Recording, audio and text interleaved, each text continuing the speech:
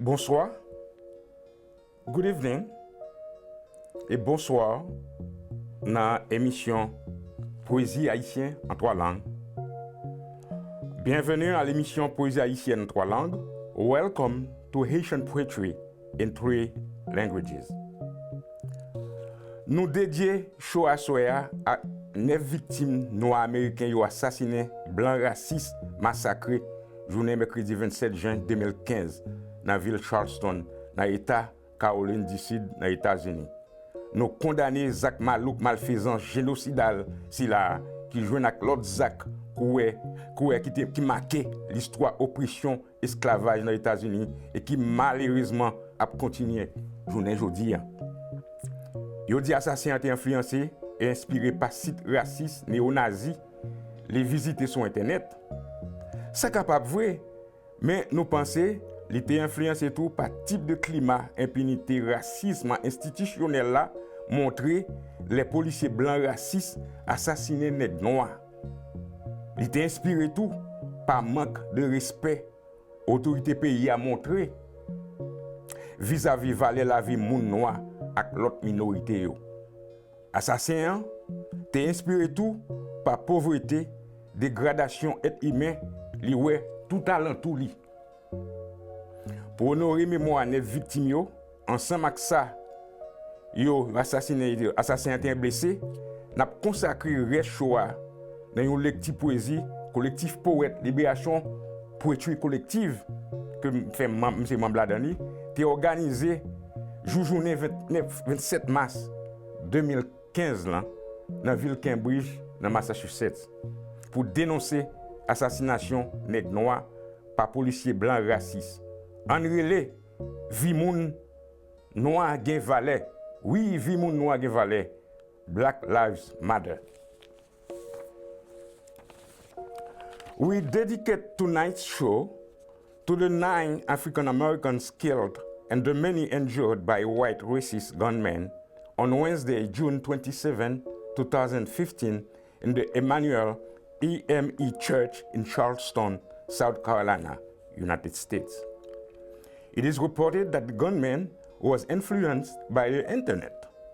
That's possible that he drew his inspiration from hate messages prevalent in the internet.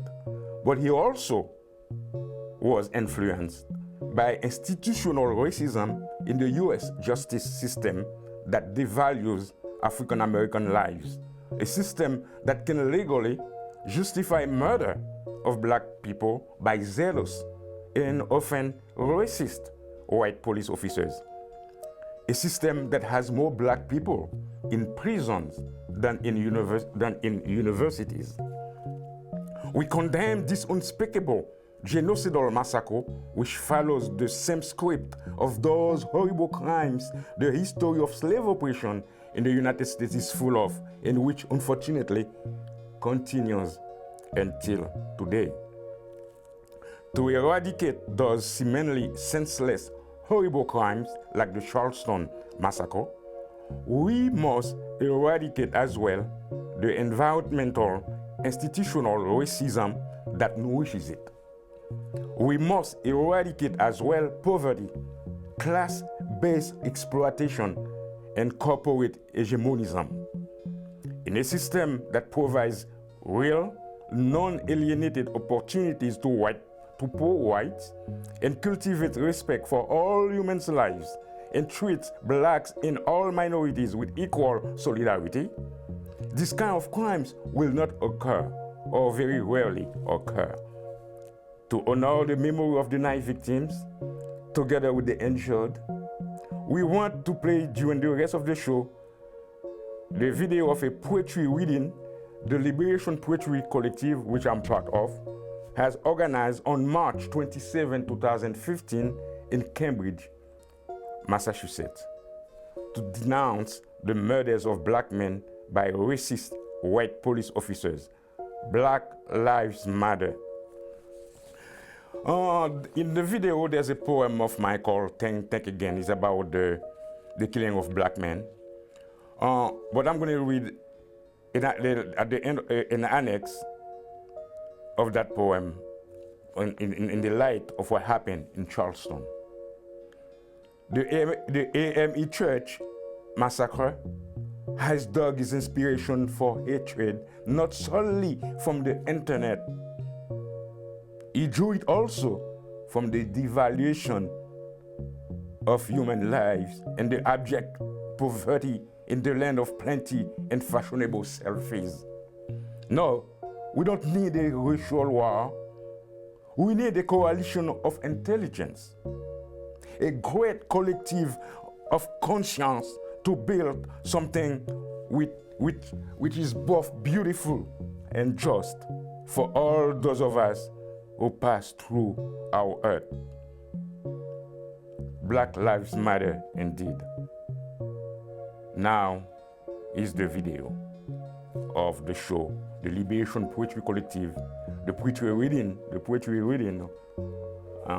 they organized on the 27th of March in Central Square at the Out of the Blue 2 Gallery in Central Square. Thank you. Enjoy. Passez bon temps avec vidéo, ces vidéos sous lecture publique nous te faire. Kebela. Bye bye.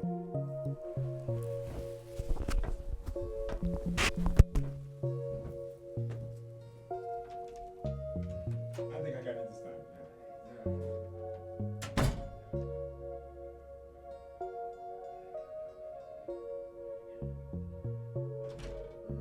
Okay, so let's stop this.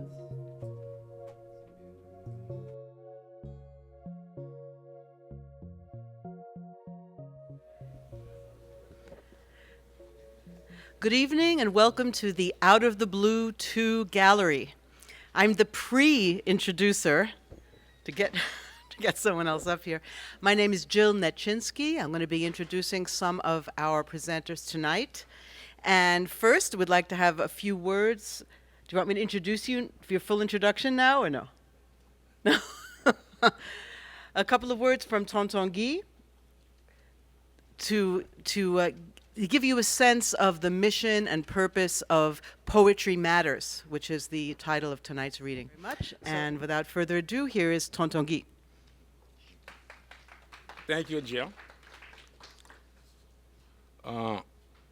Welcome to the reading Poetry Matters, Voices Against Injustice. We would like to thank Hope Zimmerman and Tom Tipton of Out of the Blue 2 Gallery for giving us this venue to share with you our feelings and thoughts on recent events. We thank the Poet Laureate of Boston, Daniel Legault-Georges, for insisting on making the time to read with us even after we screwed up on the actual day of the reading. Because of that, she won't be able to stay long with us, but we greatly appreciate her generosity. The Liberation Poetry Collective plans to use the poems read here tonight and at the last May 30th reading as the core content of a new anthology we're putting together. The anthology will be edited by Jill Netchinsky and Nicole Dutton-Therese. In these trying times, a series of recent events in the United States and the broader world has shaken our conscience, causing concern to many of us. Among these are the killing of Trayvon Martin and the exoneration of his killer, the serial killings of African-American men by overzealous white police officers who are spared indictment thanks to the manipulation of the grand jury system by unscrupulous prosecutors, as we have seen in the cases of Michael Brown in Ferguson, Missouri, and Eric Garner in Staten Island, New York. The return of the warmonger neocons in the US media, the resurgence of the religious extremism, a leviathan killing of human beings as boastful achievements. The return of one-man dictatorship and the recolonization of Haiti, the new East-West confrontation in Eastern Europe, and more. Such events compel us to voice our indignation and appeal for meaningful change. When the imperialist interests of the state claim to speak in our names, when the corporation and the military-industrial technological complex spread terror and suffering in our names, when religious fanatics pretend to show us the light through mayhem and blood, it is time for the poets to voice their defiant expression of human endurance and resistance. For in moments of torment, destruction, and suffering, the voice of the poet remains the ultimate rampart, encouraging humanity's need to dream and its potential for creating better conditions of living for all. Now, I want to introduce to you Jill Necheski, poet and teacher, who will introduce the presenters in the program. Thank you very much for being here with us.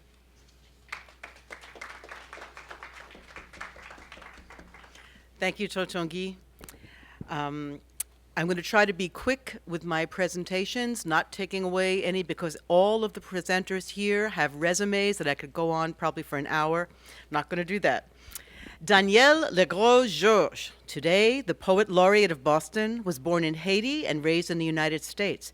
She has authored the acclaimed poetry book Maroon from Curbstone Press. Her poems have appeared in many journals and anthologies. Readers have said that she uses words as a poetic marronnage. Legros-Georges is also a professor of literature at Lesley College, and we're pleased that she's made the time to be with us tonight. Danielle. Thank you. Good evening. Thanks, Tonton Guy, Jill, for organizing this reading. I do feel that poetry matters. Howard Zinn said that a poem can inspire a movement, a pamphlet can spark a revolution. The first poem I'm going to read is entitled As Falling Star, and it was written after I viewed the video of Eric Gardner being killed. It was heartbreaking, that video. As Falling Star. The impossible task of breathing near guns. Breathing and running. Breathing and standing as still as death is when it closes you off. When it wraps its arm around you.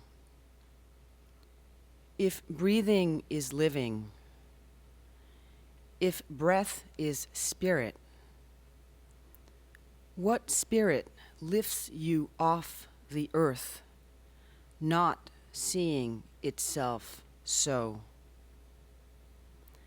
Death, be not proud. Behold yourself here as the fear you are, as the falling stripe, as the falling star.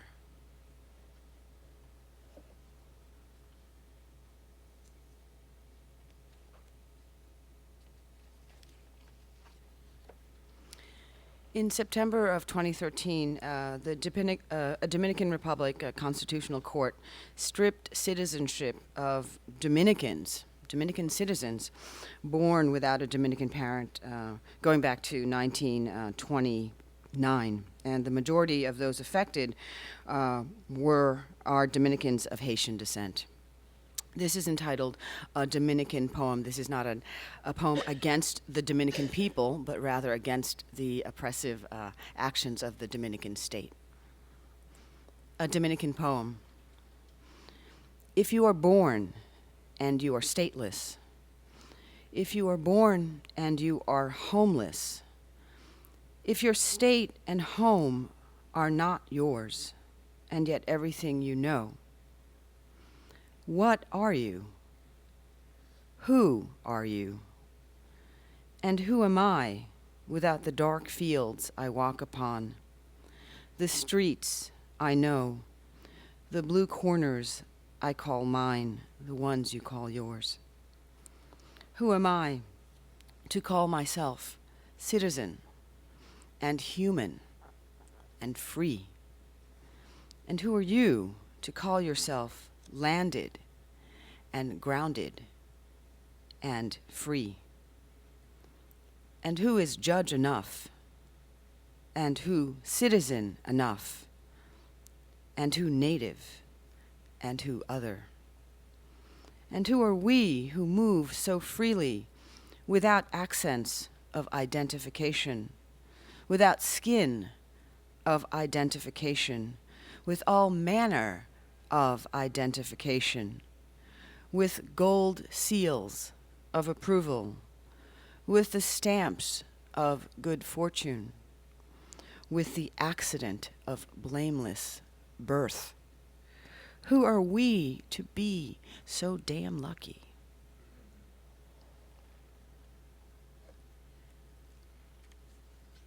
And, excuse me, runny nose, cold.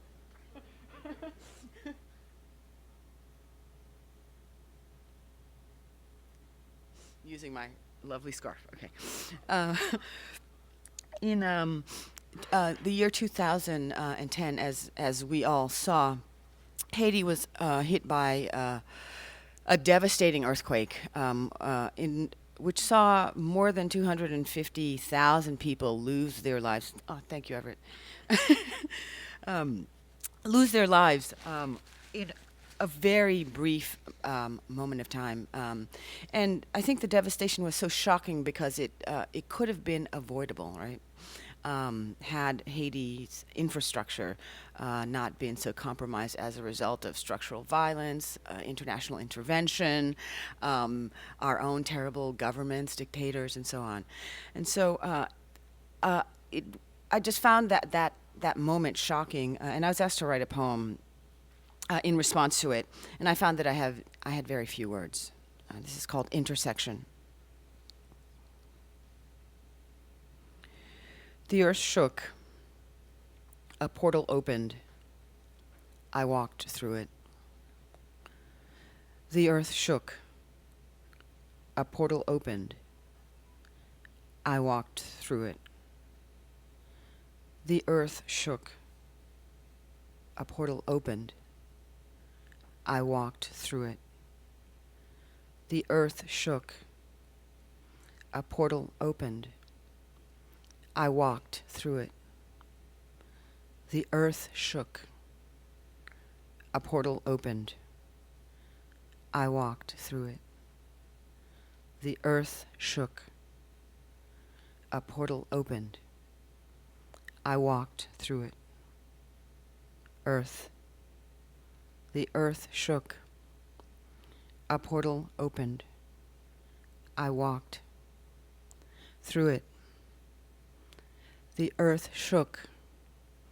A portal opened. Ash. I walked through it. The earth shook. A portal opened. I walked through it. I walked through it. The earth shook. A portal opens. I walk through it. The earth shook. A portal opened. I walked. I walked.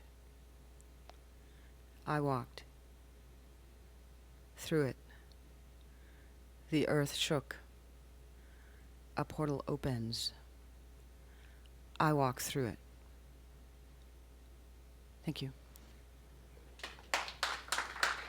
I can't stay for the rest of the reading, but I hope to hear the other readers at another reading soon.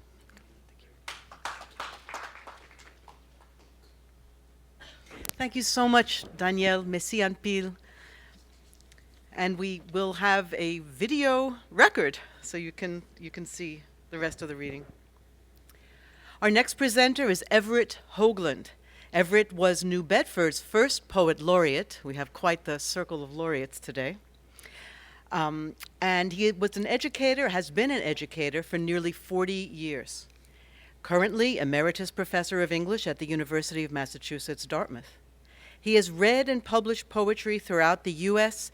and in Ghana, Cuba, and China, and continues to be a community organizer, educator, and ambassador of the arts, a true cultural worker.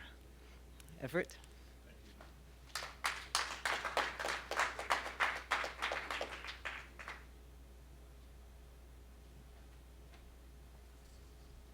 Thank you. I've been given the thankless task of being the timekeeper, and I'm wondering who's going to police me. A windy old professor. I'm involved with Black Lives Matter in New Bedford.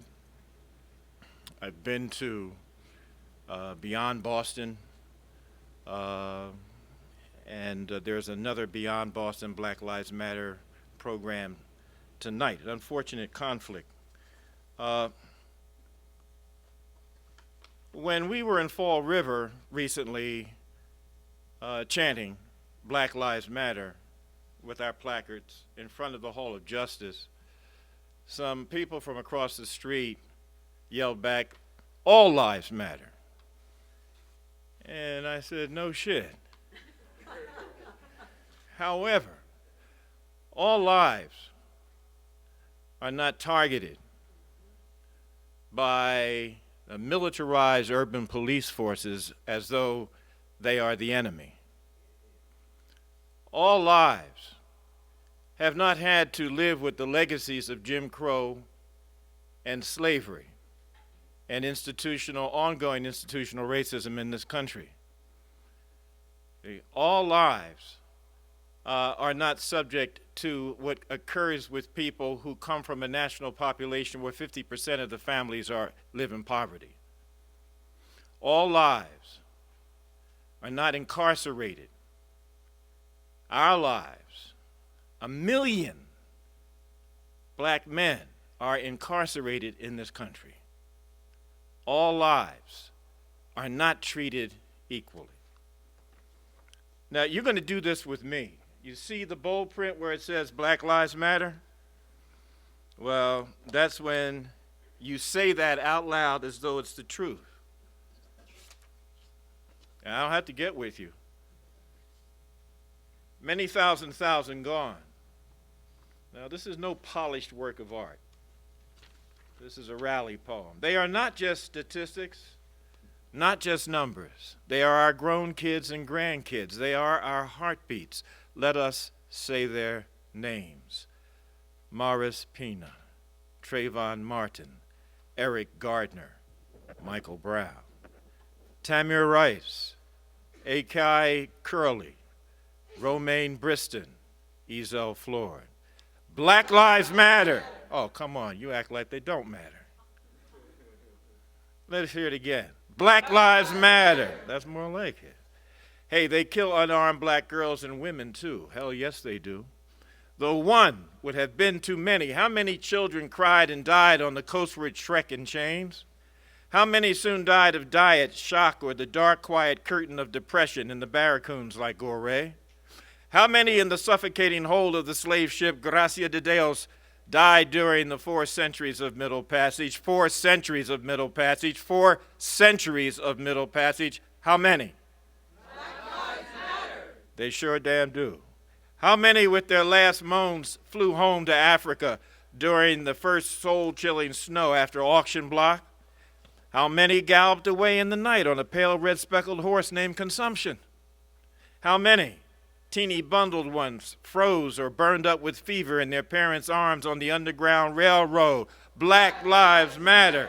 It kills and kills. How many Emmett Tills have we had?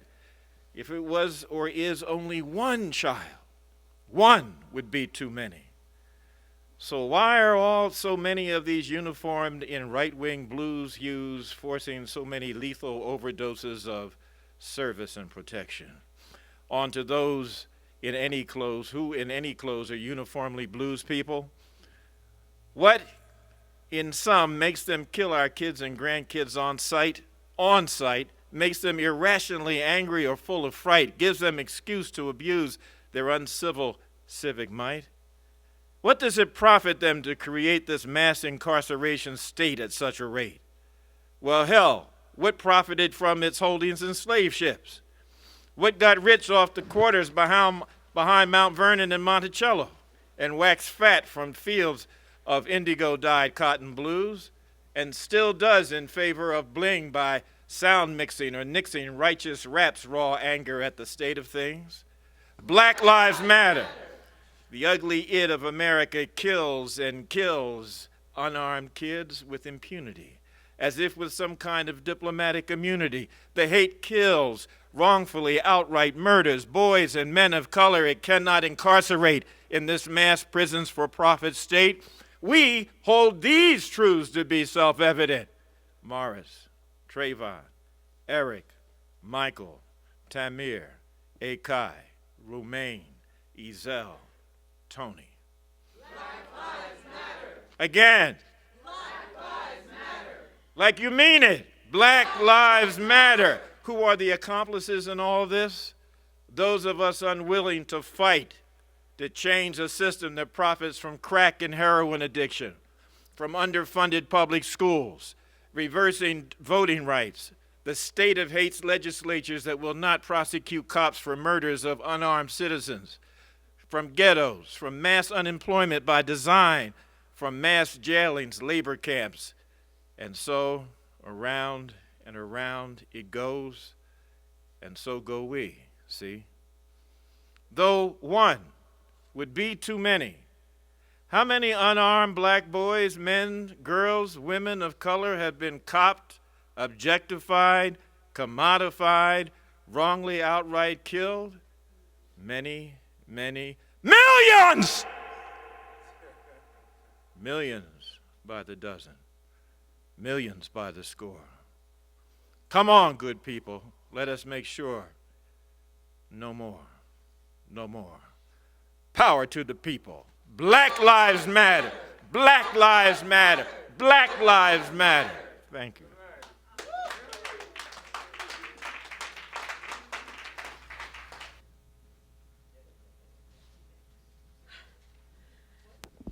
Wow. Thank you, Brother Everett. It's hard to go on. Brenda Walcott, born in Brooklyn, New York, me too, has lived many years in Cambridge. Poet, playwright, educator, she is a writer who has refused to separate her work as an artist from her work as a teacher. She has been a key literary figure since the Black Arts and Umbra poets in the 1960s and continues the artist-activist tradition today. A founding member of the Liberation Poetry Collective, Brenda organized a homeless counter-convention during the Democratic Convention in Boston in 2004, for which she wrote and directed her play Beyond Survival. I give you Brenda Walcott.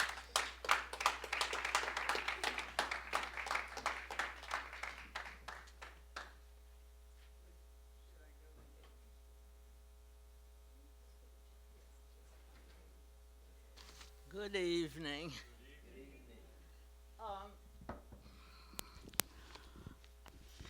I have to do something that may take up most of my time, but I think it's so important. As I was thinking about the reading tonight, I thought about the importance of words and how you use them. And I thought, of course, Black Lives Matter. We know Black Lives Matter. But to say Black Lives Matter does not rally people. It's not a call to arms. It's not a call to come together. And I think that we cannot hide behind what seems like being timid. And so I thought about, and I'm dedicating this reading to a great teacher that I had. His name was William Patterson. He was a young, well-to-do black lawyer in the early 30s. And he went to the South to defend the Scottsboro boys who were accused of raping a white woman. And that experience had a profound effect on him. He went on to give leadership internationally. He and Paul Robeson worked together strongly, and he remained a force to be reckoned with. But one of the things that he did twice is he went to the UN with the petition called We Charge Genocide. And it was a petition against the genocide of black people. And he went back in 1971. And at that time, people like Ossie Davis, who was a wonderful black actor, and Angie Dickinson and some other Hollywood people were working with him. I just want to briefly read the introduction to We Charge Genocide by Ossie Davis, the foreword. This is not the first time the black people of the United States have issued a warning. W.E.B. Du Bois himself said it plain in 1900. The problem of the 20th century is the problem of the color line. We say it again now. We will submit no further to the brutal indignities being practiced against us. We will not be intimidated and most certainly not eliminated.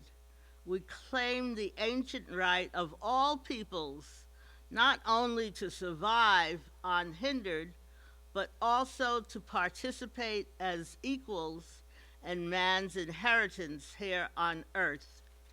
We fight to preserve ourselves, to see that the treasured ways of our life in common are not destroyed by brutal men of heedless institutions. We charge genocide. Indeed we do, for we would save ourselves and our children. This is just the beginning of the foreword. I think it's time to go to the UN again. I did find out that there's a group of young adults in Chicago that have named themselves or entitled their call, We Charge Genocide, and they're working on the research and so forth to bring it before the world stage again. So I just wanted to say that.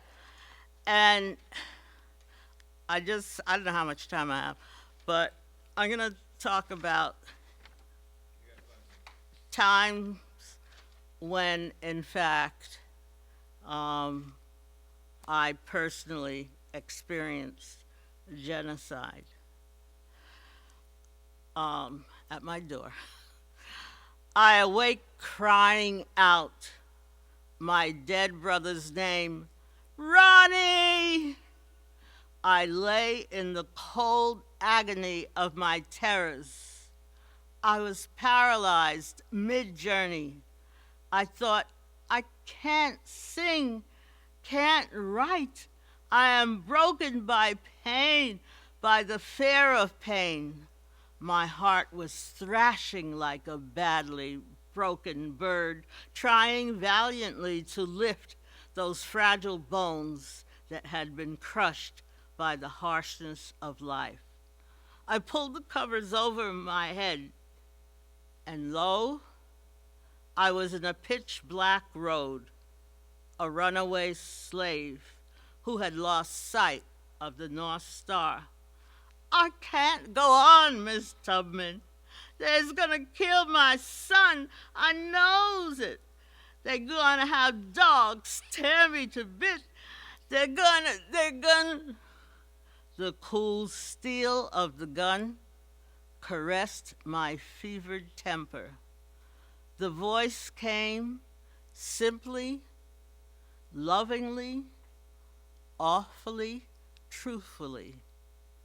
You will be free or die. I moved from the gun, graveled, then walked into the icy water of my fears, continuing my sojourn to freedom. I pulled the blanket away and sat up crying tears of gratitude. I realized that I had been praying. The gods and goddesses had answered, reminding me of the gift that had gotten me this far, the gift of the poet, the ability to speak in tongues, to articulate life-giving metaphors, to shape hope into an image, to wrestle with courage until it becomes a song.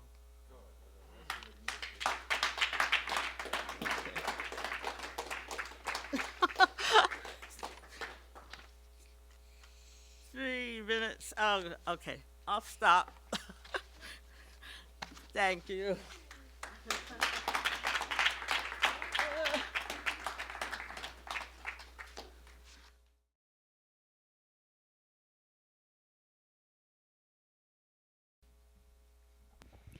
Our next presenter is going to be Sol Brown. Before I go on, I want to remind everyone that the Liberation Poetry Collective and our members have some of our books for sale next to the refreshment table. So this is your opportunity to get an autographed book. So please take a look over there. Yes, she is. Yes, she is. Sol Brown, born in the USA, she mixes spoken word poetry with other arts to celebrate the histories and global experiences of Black people and to fight against oppression. A multimedia artist and youth educator, Sol Brown's poetry and cultural critiques have appeared in Arts Media, Birthrights, the Boston Globe, Community Glue, and more. We are proud to have with us today Sol Brown.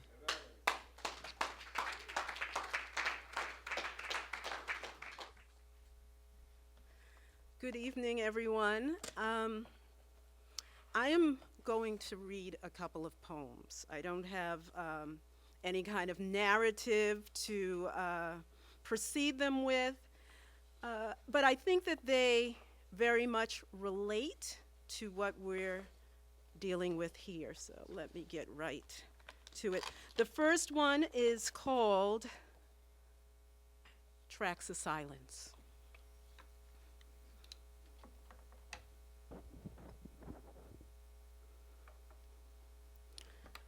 Panther. Black Panther, why do you track me? Why do you silently track to eat on my maroon flesh? You silently track to dig your onyx jowls in my chestnut skin. You dig your onyx jowls in my chestnut skin. Wrap your onyx jowls round my crimson flesh to eat me. Clamp your onyx jowls on my white bones. Chomp your onyx jowls on my white bones. Panther, Black Panther, ebony slick as a tight glove worn on Tommy Smith's fist, sleek, so slick as a tight glove worn on John Carlos's fist, pumped high in the air. Silently, you release. Slinking, ebony hide, you move like a dust cloud through the grass. Slinking ebony mink, you linger an apparition. Slinking ebony hide, you stealthily shadow my reflection. You creep to meet, you creep to eat, you creep to leap. Me, I, a gazelle. I take to the winds, I do a 200-meter dash in 19.83 seconds. I do a 200-meter dash in 20 seconds. I find my medal, I find my metal. Sweet, fleet meat. I rush through the breeze, pat, pat. My feet surface the tartan track. Sweet, fleet meat. I hustle the winds. Beat, beat. My heart explodes inside my ribs. Sweet, fleet meat. I cut like a knife, swish. I puncture the air, swoosh. My lungs bleed. Seep, swoosh, sweep. You attack. I find my metal, my gold, bronze medal. I find my metal, my gold, bronzed medal. But you leap me, Black Panther pumped like a fist. Black Panther pumped like a fist. Black Panther pumped like a big black fist. In mid-air, an obelisk hangs over our heads. A blackened quartz hangs over our heads. Our necks hang low, broken. Panther, Black Panther, why do you track me? Why do you silently track to wrap your umber flesh? Your heavy black jowls clamp down, crush my albumin bones to white powder. Rippling African skins. You silently creep around corners 56th and Grove. You silently creep around corners 29th and Telegraph. You silently creep down blocks and alleys into abandoned buildings, round schools and churches. You silently creep round munitions dumps. You silently creep over muddy rivers of sewage. You silently creep round the bend, round the way, round them up. You silently creep these swollen waters with angry dreams of killing. You silently creep to eat my flesh. Panther, Black Panther, why must you track me? Why must you track me like pustule sprouting out Huey's veins? Track me like FBI's children. Track me up and down routes. Track me in moon boots and afros. Track me in Fred Hampton's door. Track me Chicago 8. Track me Soul on Ice. Track me through flats, fields, phone lines, rifle sights. Great Hunter Hoover. Thick legs stroking. Fire eyes blazing, fat tongue licking, white teeth flashing, heavy shoulders rolled, arch back scratching, sleek coat kicking, back legs bracing, ebony rocket releasing, paws extended into air, two black fists raised in the air. Pumped! Silently, you creep. You track silent. Silently, you creep. You track silence. When animals track, they track in silence.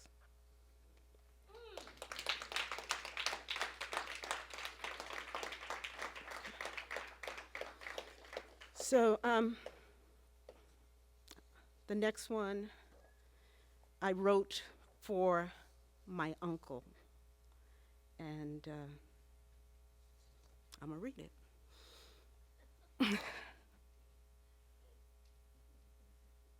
So I wrote it when he turned 85, and now he's like 90 something.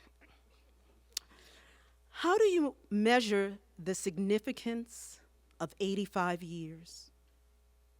Do you weigh it against 31,000 appearances of the sun, marking 340 seasons of change from deep winter blues to iridescent autumn hues?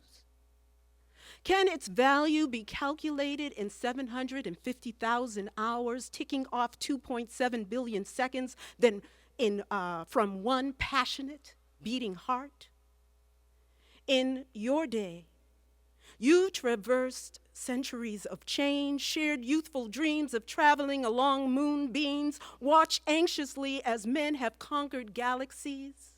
From black boys shining shoes on Mass Ave to black men leading governments, you've seen impossibility turn into probability. How does one account 85 years? Educating thousands of students who lamented the equation but found the solution to productive adult lives. A life well lived goes from depression to ascension, from recession to exaltation like a Coltrane swoon. You've logged countless steps across Tremont and Kennard to sit 8,000 times in People's Baptist pews. Life has its contradictions juxtaposed hundreds of Sunday morning scriptures with 900 bottles of red wines consumed, a flirt with thousands of women, dating tens, you'll say hundreds from Boston to Toulouse. You've earned honors by the dozens, diplomas, certificates, degrees, honorifics. Your achievements I salute. Surely you've shed rivers of tears for those whose lives were cut short or simply ended their sojourn here. But what of the 300,000 flashes of your bright smile, the encouraging sparkle that lights up your eyes? Sure, there were thousands of tales told, but still there are millions of lives you've touched and molded. As a mathematician, I suspect you understand the numerical importance of my analysis. And add to this 10,000 dinners with families and friends, times 200 trips to Virginia, spending time making amends, times 40 cakes baked by the saints, times scores of nieces, nephews, and grands, a growing slate, times 12 in-laws, 2 outlaws, 4 siblings come and gone, plus 1 poet's song. I count just a few of the ways that you have spent 31,025 days, and I am so happy to say I'm still counting.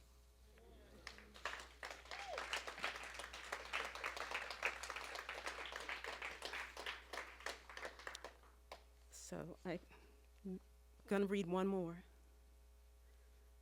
Watching that time. So this one is surprisingly like these poems that, or maybe it's not so surprising, but they're all like odes. So, ode to John Carlos and Tommy Smith, the 2 runners in the 1968 Olympics, and then an ode to my Uncle Richard, and this one's an ode to Cuba. Ustedes tienen el derecho. Cuba, you have the right to defend your country from the hands that would destroy it. Your glorious fields of grazing livestock, your people at work, your people at rest, your people's revolution inspiring poetry of Martí. Infidel, you chose to rise up and break iron bars of oppression that shackled African, Spanish, indigenous people to lives of little reward. Desperate, hungry, burdened, they sank into mud and manure beneath noonday sun, unrewarded, unremembered, unencumbered, now ashes to ashes, dust to dust. Cuba, your 24 heroes de la patria, de Cespuedas, Agramonte, Martí, Gómez, Grajales, Garcia, Sanchez, Valdera, Maceo, Coella, Toro, Balino, Lopez, Maya, Villena, Torrienta, Holmes, Lorando, País, Garcia, Santa Maria, Echevarria, Cienfuegos, Gorriarán, Guevara, González, Mondulé, Roca, Calderia, bled their souls, the ink of their pens, la fuerza de ideología, their belief in un pueblo, their hearts pour un país llamada Cuba, on stone floors, against walls, poured over steps, running into the garden, thickening in cracks and seams and bullet holes of Moncada barracks, 26 Julio, we remember. Your children sing songs of freedom, anthems of Victoria as they stand devoted in khaki shorts, white shirts, and red bandanas circling their necks. They recite La Poesia de Amor, echoing calls of resistance as they stand neatly attended in red skirts, white shirts, blue bandanas looped about their necks. The small balls of 2 fists clutch your storied past as El Niño's eyes look ahead, slender, legs erect, your future estrellito, estrellito, estrellito. Little shining star, Cuba, los manos de Los trabajadores son grandes. From the breach of darkness and light, they gather on roadsides to board buses to take them to schools and clinics, hotels, tiendas. Monuments, cocinas y baños, beneath sombreros, they sow beets and cabbage, bananas y mangoes, arroz y habachuelas. As your star rises from obscure corners, they glisten into bronze men and women. Afternoon through the setting sun, laying bricks, wheeling barrows, sweeping streets, teaching children, building community, tending the sick, mending cars, herding goats, feeding workers, and studying revolution. They share the fruit of labor in Cuba. Los manos de los trabajadores son grandes y los corazones son fuertes. You have the right to defend your homeland from the hands that would destroy it. Your incorrigible neighbor 90 miles north who desires to bring the machine of capitalism into bucolic gardens and rip up your verdant fields, replacing them with concrete malls, dismantling free education and health systems, supplanting them with loan and insurance companies, dissolving social economic labor force with technology that provides TVs and dollarless EBTs to unemployed, manufacturing class divisions of wealthy, upper middle, lower middle, burgeoning middle, working middle, poor, poorly working, interminably poor, and separating sus pueblos in raízas y colores of Euro Cubano, Afro Cubano, Chino Cubano, Spanish, Latino, Taino, Indígena, Negro, Blanco, Rojo, Amarillo, y Mulatto, dividing your unity and conquering your nation. Cuba, you have the right. Ustedes tienen el derecho. You must defend the revolution from the beast who wants to destroy an ideal world. The beast who wants to destroy an ideal world. Ustedes tienen el derecho. We want to thank Mauricio Welke for photographing, videographing this event. And now, Jill, you're going to introduce. We have a change in the programming. We're going to finish with the tour de poets, and then we're going to take a break, and then we end with the a movie, Silent, by Aldo Tambolini. Jill's going to. So, Neil Callender, where is Neil? Neil, okay, has been a labor and anti-racism activist, an educator, and an author. His poetry has appeared in journals and anthologies and may be heard in slams and readings throughout New England. Neil teaches writing at Roxbury Community College. He continues as a liberation poet, and we are glad to have him with us here tonight. Neil.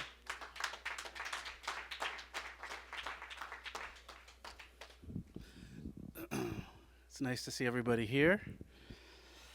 Okay, this first poem is called Sweet Camaraderie. I was listening to a program on NPR the other day, and there was an interview with a writer who's written a book called The Age of Acquiescence, and it's about why there hasn't been more mass protest about wealth inequality and unemployment and so forth. And so this is that interview's made me think about this poem that I wrote. So, Sweet Camaraderie. The sweet camaraderie, the we in this together, the common hatred of the boss and union tops, grumbling over dues and grievances, the unending tug of war between company and workers, all lost when the union tumbles from terrible rot, osteoporosis holes in the large bones. The workers fall apart into semi-chattel units, maneuvered hither and whither and whether the dictators of capital allocation decide to allocate or not. More hangs in the noose above the trap door than the fat necks of bureaucrats or the paychecks of working stiffs. Unions carry the voice and memory of the working mass. No unions, no voice, no soul, no brain, leaving behind merely an atomized mass trapped in the eternal purgatory of now. The pressure rises, the fabric frays, the sullen shuffle wear the mantle of shabbiness and doubt.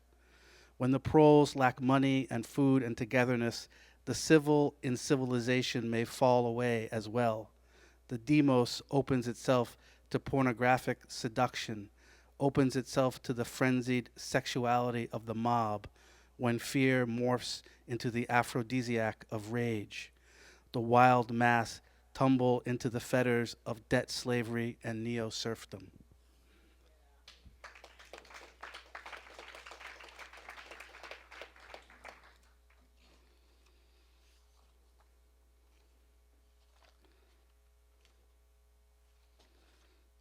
Okay.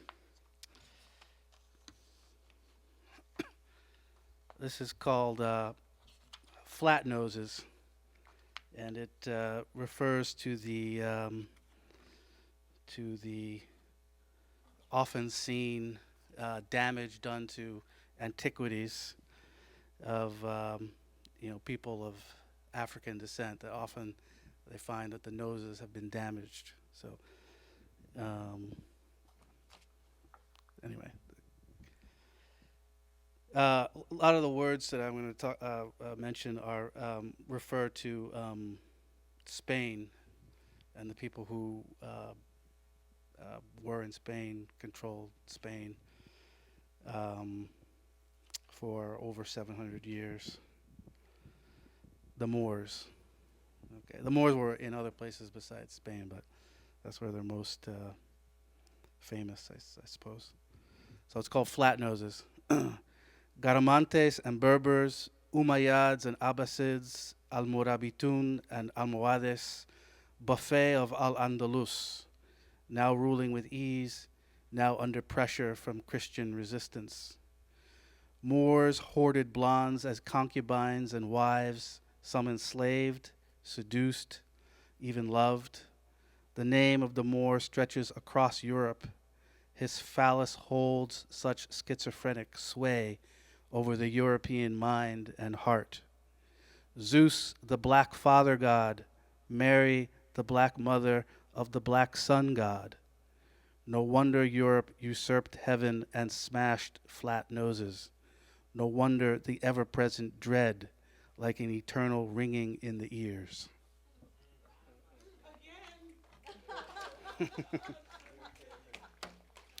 All right.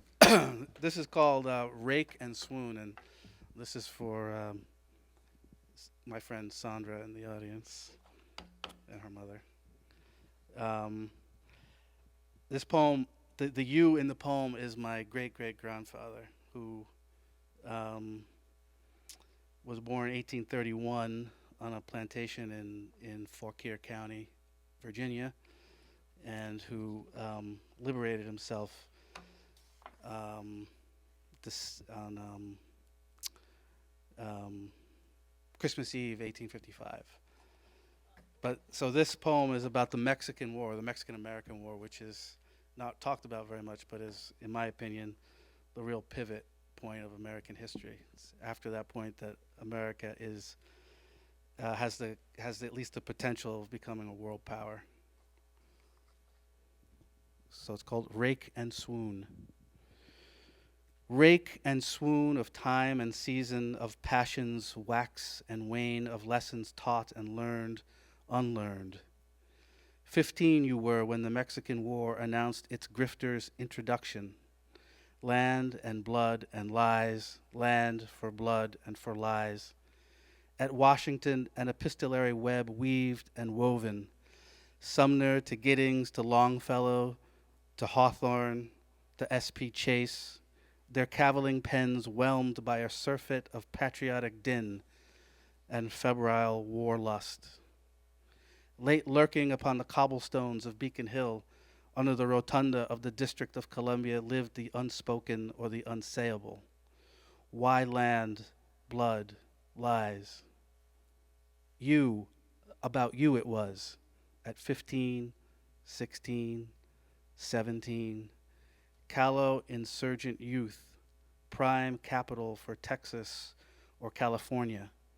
Coffles without number, shuffling west and west, sea to enchanted sea. General Scott, like Cortez, marched from the Gulf port of Veracruz to the hill of Chapultepec. Your fate blended with the fates of millions upon this continent. What had been opaque crystallized, what had been furtive strutted and preened, what had been gestating entered the world bloody and slimy with afterbirth. Remember, after our next poet, who will be Tonton Guy, we invite you to take a short break as we set up our film, and when you can take a look at the books and drinks and snacks. Tonton Guy, also known as Eddie Toussaint, was born in Port-au-Prince, Haiti. He is a poet, critic, and essayist. Tonton Guy writes in Haitian, French, and English. I would call him a Creole militant. The author, publisher, translator, and activist has published several books and is also editor-in-chief of the political literary journal Tambu. The press he founded, Trilingual Press, has published over 25 books to date, including some for sale here. Tonton Guy's latest books include In the Beast's Alley, a collection of poems in English, and The Untamed Speech, and pardon my French and Creole here, Paroles indomptées, or Paroles en marronnage, a collection of essays in French and Haitian, hot off the press from La Matin in France. I give you Tonton Guy. Thank you, Jill.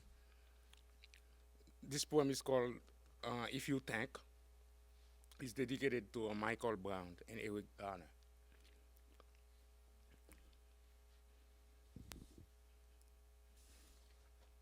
If you think America the beautiful,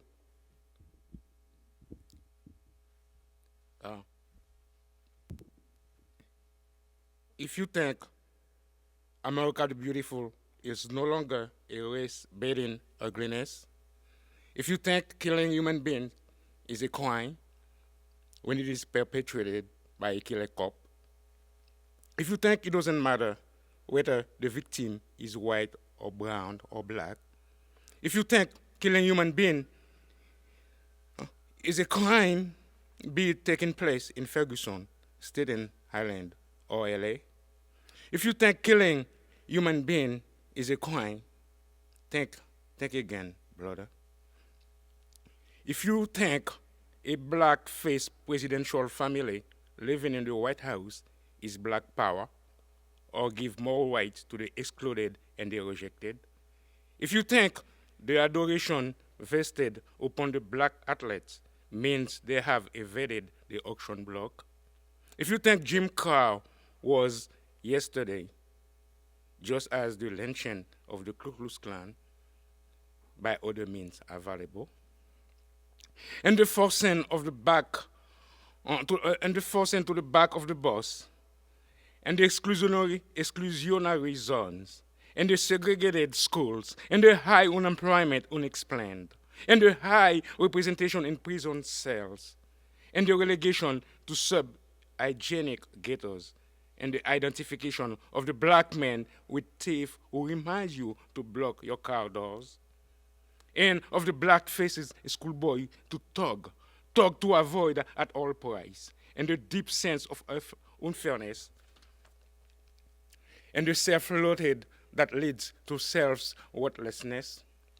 If you think justice was done in Staten Island and in Ferguson, in all these places where black lives don't matter, if you think Tamir Rice, Michael Brown, José Kilto Gracia, Ernest Sion, Nicolas Hader Jr., Anthony Baez, Diallo, Patrick Dorismont, Ousmane Zongo, Timothy Strenberg Jr., Sinbert, Ramali Graham, Eric Garner, Ake Curley are just coincidence? Think again, brother. The victims' pierced bodies on the pavement burst open the country's hypocrisy. The death is a sad reality check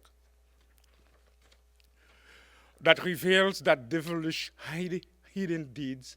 The courage has enlightened the struggle. where the sacrifice is a donation to the dream of building a new world, a space where the other is celebrated as a rightful being, a beautiful part of a lovely whole. I can't breathe, I can't breathe. Repeat, millions of protesters all over. I can't breathe. Just like the anti-fascist poet called de l'air, in the Franco universe of polluting fear. Black Lives Matter, the protesters yell. All over the United States, Black Lives Matter, human solidarity and brotherhood in action. Black Lives Matter, all lives are as well. They come today for the blacks. Tomorrow, they will come for you. Misters and Misses of the grand jury, along with your masterful purposes, you have perverted with your deed the ideal of justice and fairness. You have upheld, cultivated blindness, and reflexive reject as a compass of law and order. Your secretive decision all over is infected with smell of lie and deceit. Had your dogs been so cavalierly killed by a zealous cop with high pumping adrenaline, you will certainly, in earnest, seek retributive punishment for his death. Yet you have refused to a human being the same caring regard you will allow your dog. Oh, poor human pity. You don't deserve even despair from those to whom you cause such a sadness with your twisted judgment and bad faith. May your memory live in infamy for the rest of humans' quest for justice. The struggle continues, so lives on how people's craving for human justice and beauty. Protesting is healthy and sound, and justice is such an horrible fate. If killing here and there is okay, don't be surprised if the blow blows your head. Let's stop all false justifications. Circumstance has made these men a symbol where they strive in their life just to be. If you think a state that condones execution-type killings and militarizes its police resources to fight the people is a state that protects your democratic rights, think again, brother. It's indeed rejuvenating to the soul, amidst global adoration of the self, within the grips of induced ignorance, to see the people's rage and togetherness in confronting Jim Crow, a version 2014. If you think all it takes is a good heart that transcends the BS, or a billionaire philanthrope that gives you tax money that makes him look happy, happy modern emperor with deep pocket, happy modern sorcerer with mediatic magic wand, think again, brother. If you think the other is a Fanonian invention with no correspondence in reality, if you think blackness and poverty and bad schools and bad area codes and no job attraction incentives and jails that are full of colored and poor whites lost in the American dream, sacrificial lamb to power and supremacy, if you think you're not part of it, my friend, think again. If you think white silence is not as hurtful as violence, if you think the oppressed is always subdued, and that you can play it by your own book, if you think you are so powerful, you can kill as if you were the hand of God and evil at once, think again, my friend. Think the cry of the people saying no, the collective conscience calling for another way. That's the poem's called If You Think. If you think, after the death of the two police officers in Brooklyn, I put an annex to that poem, and I call it Annex to If You Think. Yes, Black Lives Matter, and Blue Lives Matter too. So do all humans' lives. So does Officer Wenjian Liu's life. So does Officer Rafael Ramos' life. All human lives matter. They all have mothers and sisters, and fathers and sons and loved ones who mourn their sudden departure. They all have dark roots among the people they have served or worked with, or went to church with when the climate sun rendered their trip a little easier and pleasant. These two may have joined the force, pulled by its authority to serve justice well. They may never have been destined to kill in the dark of the night in cold blood another human being, even in the line of duty. These deaths do not advance justice pace. If you saw by way of masterful use of state-provided power and centuries-old legacies, and your grandpa's idolatries and connection, and his love for country and God to corrupt our sense of what is fair and just and decent, you darken the horizon of light with lies and pains that only exacerbate those who are already beaten and down. The circle is turning around until it is broken open to let breathe new fresh air. No justice, no peace, cry the protesters. Indeed, where there is no justice, there is torment and sadness and pain. There is no value to human life. No justice, no peace. Thank you.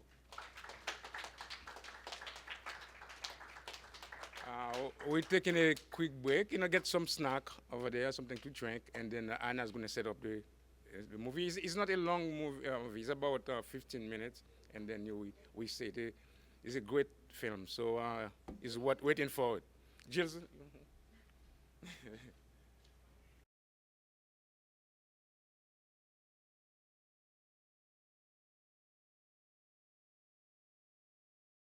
I know each of our readers could entertain us and educate us and edify us for an hour each.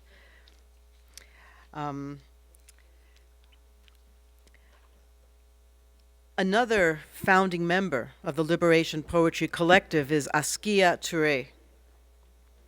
Askia is an award-winning poet and co-founder of the eminent Black Arts Movement.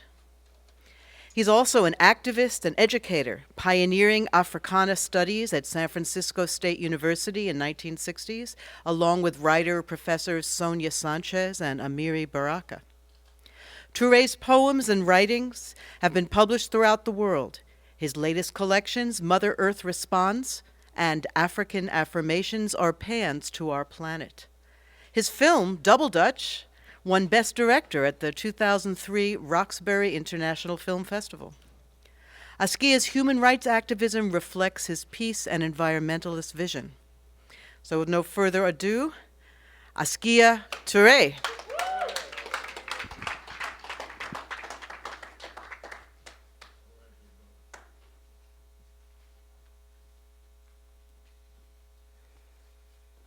I know we have a limited schedule. I just want to bring something quickly to your attention. I don't know if you're aware of it or not. Not only have they been viciously shooting our young people down in the streets across the country, but there have been major attacks on black women. There's been a move through the internet specifically picking out First Lady Michelle Obama and the great world-famous tennis queen and athlete Serena Williams and calling them transvestites. This charge was made by the late Joan Rivers and other people in the U.S. corporate media, and with no, at all attack on, gay or transvestite people. But gee, I don't know, do transvestite people, do they have a uterus? I mean, how do you expect, if that's the case, how did Michelle come up with those two lovely girls if she was a transvestite? I mean, this is it. This is like Nazi propaganda all over again. They didn't just immediately destroy the Jewish people. They built up a whole case on them using the press. So we have to be aware of that and learn from history so that, this doesn't happen again. Well, what am I saying? It's happening again. We have to mobilize the fight against it. So I'm going to, well, I guess I'll start out from the anthology that we collectively put out through the author and publisher Iwari Asiande, Stand Our Ground, poems for Trayvon Martin and Marissa Alexander. And we have people from all over. Bobby Eric Everett is in it, and people from all over the country, poets, contributed this. The first piece is called From the Grassroots. War is not the only or primary activity for us. Like all people, we value love, creativity, joy, human pursuits which casually link our lives with the divine. Yet in this destructive dark age, how not to wage war, how not to focus upon deconstruction when so much is inhuman, ugly, negative, and needs to fall, shaking the earth. Elders burnt out from fighting or weeping caution us, explaining that what we center our minds upon becomes our, quote, reality. We agree, desiring community, holism, harmony.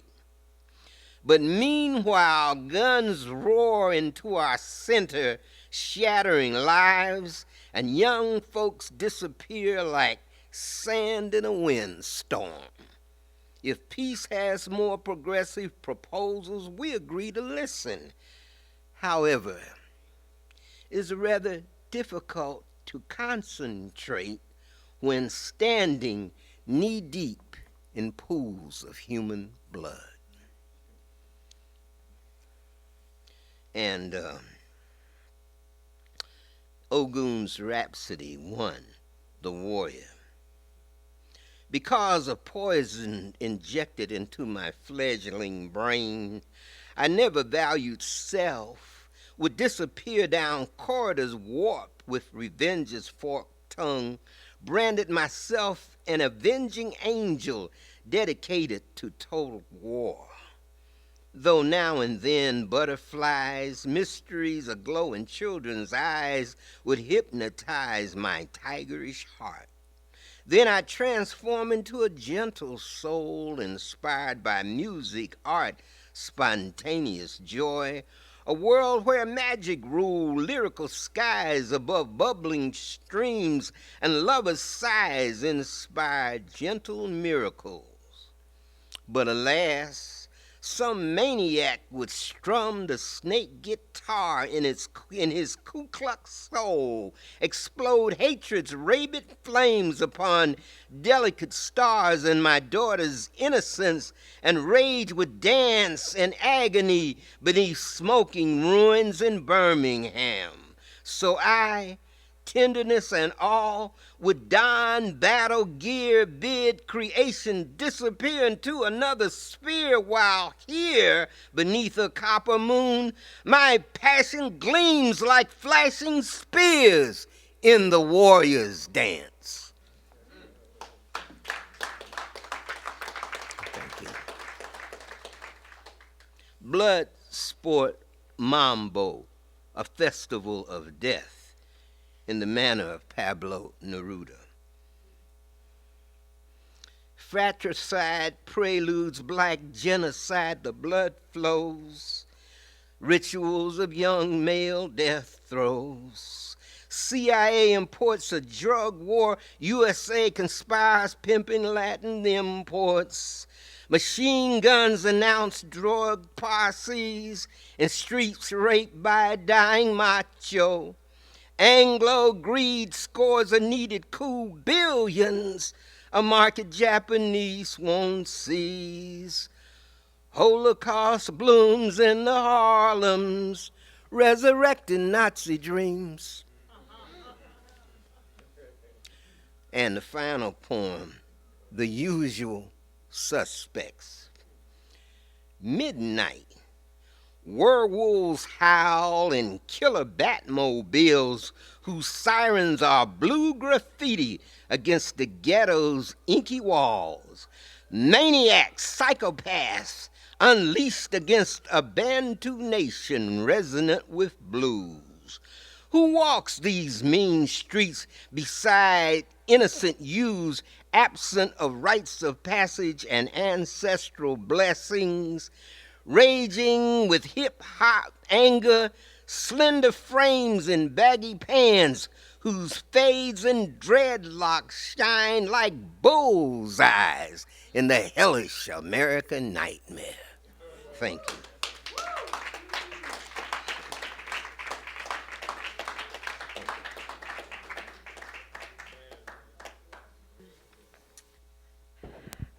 We may have to change the schedule around a little bit. Our next presenter isn't here yet. I'm hoping she's still coming. Do you wanna introduce me?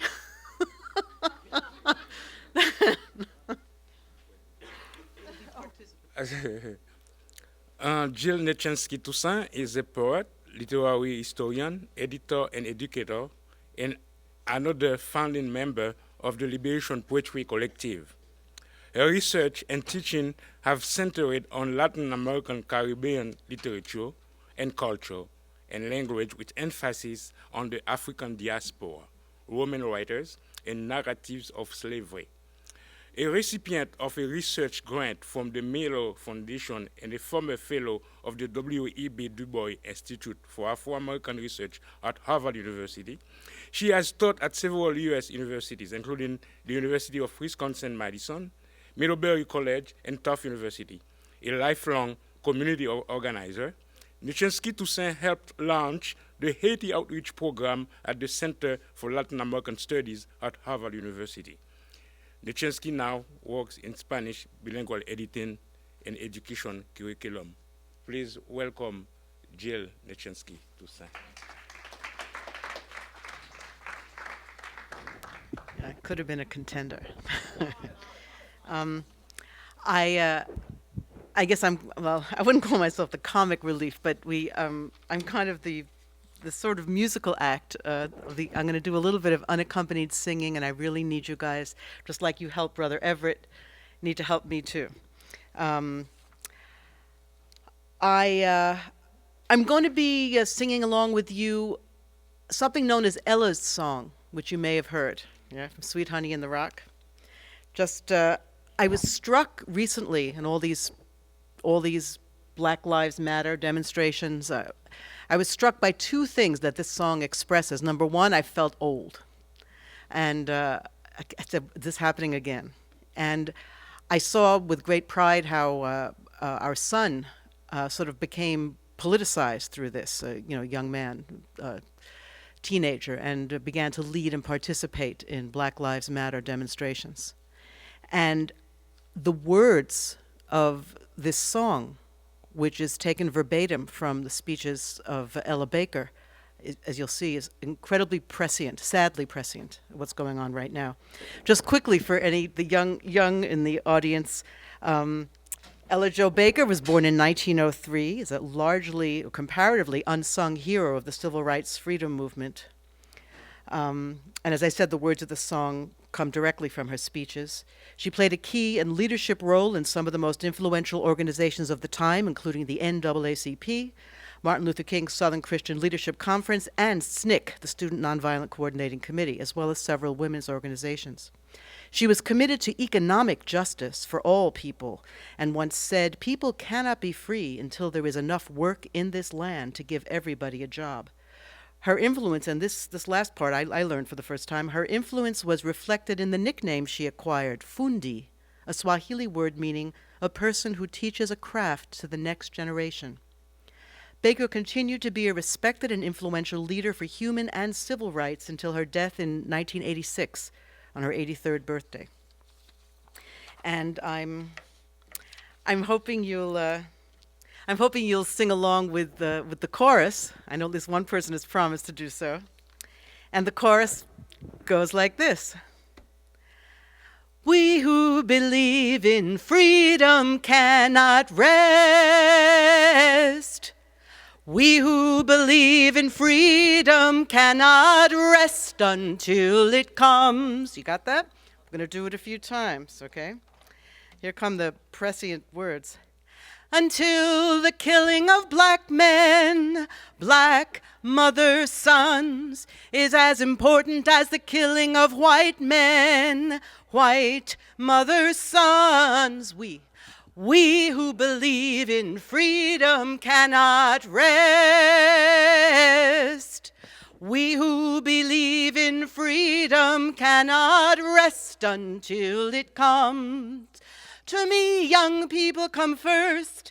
They have the courage where we fail. And I can shed some light as they carry us on through the gale. We who believe in freedom cannot rest. We who believe in freedom cannot rest until it comes. The older I get, the better I know that the secret of my going on is when the reins are in the hands of the young who dare to run against the storm. We who believe in freedom cannot rest. We who believe in freedom cannot rest until it comes. Not needing to clutch for power, not needing the light just to shine on me. I need to be just one in the number as we stand against tyranny. We who believe in freedom cannot rest.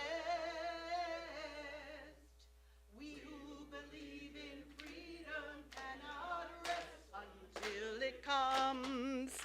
Struggling myself don't mean a whole lot. I come to realize that teaching others to stand up and fight is the way my struggle survives.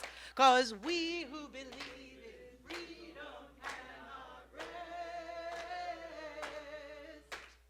We who believe in freedom cannot rest until it comes. I am a woman who speaks in a voice that I must be heard. At times I can be quite difficult 'cause I'll bow to no man's word. We who believe in freedom cannot rest.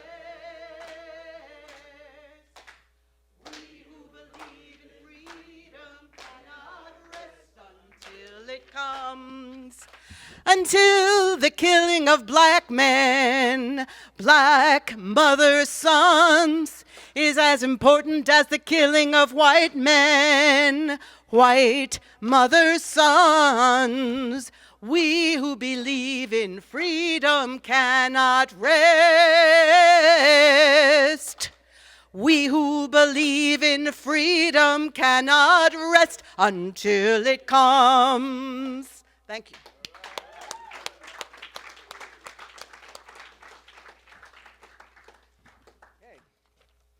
Our next presenter is Tony Menelik Vandermeer, who has been a senior lecturer in Africana Studies Department at UMass Boston.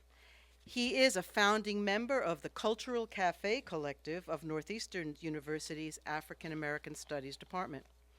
Poet and cultural critic, Tony is also co-editor of the book State of the Race, Creating Our 21st Century, Where Do We Go From Here?, published by Diaspora Press. Tony?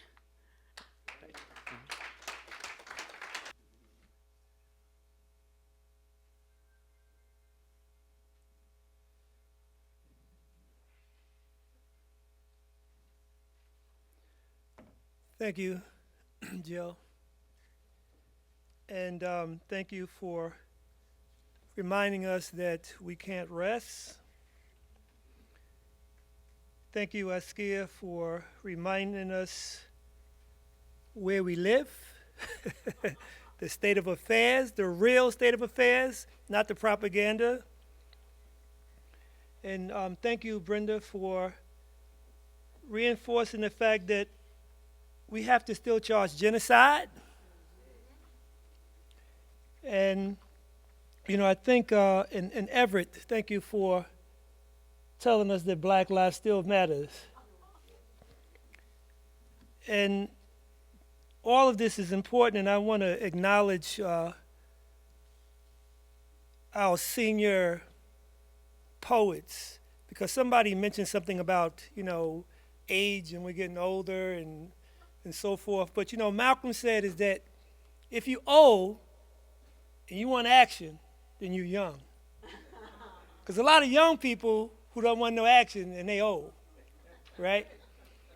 So, but I have to, acknowledge, that, and because I see Brenda and Askia and Everett, keep trekking on, and despite, health issues and so forth, they're moving on and they're producing new work, and new work that's relevant about our situation, and particularly the situation of Black people, living in the new Nazi Germany. And they will always remind you of that. So, and I just wanted to comment around the genocide piece, because I've been involved with the Black Left Unity Network for the past 8 years. And we have several journals out. You can go to blun.org, and you can get all of the journals free. And you get all our documents in the past 8 years that we've done free. And part of what we've pushed is that we've been raising the question of we charge genocide still, right? And so one of the problems that's going on with a lot of young people is that it's good to see them out there, but they got to get some memory. They got to get some memory in terms of what's going on, because they will make similar mistakes, will be worse than what we've made and people before me have made, because that was, I think, one of my strength of why, Askia is important, because, we constantly talk about, what was done and what we're doing, and make sure we don't make the same mistakes, that we make new mistakes. And it's very critical at this point, because the system learned from its mistakes, and they're very sophisticated in terms of what they do. So I wrote a new piece, and I want to dedicate this piece to, it's for my students, but I want to dedicate it to a childhood friend who recently passed the other day, Alvin Jessime. And this beautiful guy was very talented. He was a musician, but he was a basketball player who was the top high school basketball player in the state of New York. And he played with Gus Williams, the Williams brothers out in Mount Vernon, Earl Tatum, who went and played with Milwaukee, Bernard Toombs, who played with Dr. J in New Jersey. I mean, this guy was awesome. And he was tall, he was gentle, he was kind. I never seen him bully anybody. Very humble. He could have played that role. I'm this top athlete. But he was very kind and very humble, and I want to acknowledge him, and I want to, dedicate this poem to him. And this poem is it's called New Footsteps in Selma. I took about 35 of my students to Selma. It was 51 of us all together. We took that long bus ride for the 50th anniversary. We had a wonderful experience. And the wonderful experience wasn't necessarily crossing that bridge. And you'll hear it in the poem, but one of my students, Joseph, stand up for a second. I want to acknowledge Joseph, who trekked with us, and you'll get the point after the poem. We took him and 4 other students to the Globe today, and they did some interviews about their experience, and they're going to do an online piece and a printed piece with some essays that they wrote. So look out, for that. And it was heart-wrenching in terms of, what they said and their experience. And I was very touched by those interviews today. But this is the poem that I'd stayed up until 4:30 in the morning writing the other day. New Footprints in Selma. Like others, they came from around the country to participate in a ritualized walk, a pilgrim of sorts, hoping to envision what it meant and how it felt to see a sea of blue state troopers slapping billy clubs in their palms, preparing to swing at black bodies. These Sankofa pilgrims wanted to trace the footprints of their predecessors' walk on the bridge of fear, terror, and blood, where brave Mrs. Amelia Boynton laid beaten unconscious. They walked an unscripted 6 miles, only to be denied access to cross the bridge in reverse and hear President O say to the world that Selma is today. Determined like runaway slaves, they found another bridge to cross, the same way immigrants try to cross dangerous borders. With fear in their hearts, determination in their souls, they help one another walk on old train tracks with gaps between old wooden planks where you could see the Alabama River flowing 50 feet below. As one foot nervously followed the other, anxiously to reach the other side, some spoke in tongue while tears rolled down frightened faces. When their feet touched the last plank, they hugged one another in joy. This time, they experienced crossing their own bridge of fear and terror. Now, they can imagine the courage it took to walk that walk 50 years before. These millenniums left their own footprints in Selma. When they took those new steps of hope, they initiated themselves to become a new generation of freedom fighters. Thank you.